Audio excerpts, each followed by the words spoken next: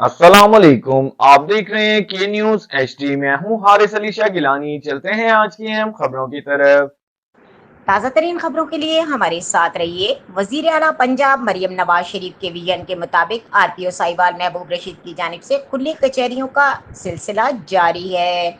RPO Sahiwal महबूब रशीद का जिला पाकपतन में खुली कचहरी का इनेकाद। उन्होंने थाना सदर पाकपतन के इलाके जमाल चौक में खुली कचहरी का इनेकाद किया, जिसमें DPO Pakpattan Mohammad Javed, SP investigation Ghulam Abbas, SDPOs और एसएचओज शरीक, सिविल सोसाइटी मेंबरान, मीडिया नुमाइंदगान और कसीर तादाद में शहरियों की शिरकत। आरपीओ महबूब रशीद ने खुली कचहरी में आने वाले शहरियों के मसाइल समात करके मुतल्लका अफसरान को अहकाम जारी किए और तमाम दरखास्तों का सिलसिला फॉलो अप लेने और मेरिट पर कार्रवाई अमल में लाने की हिदायत दी।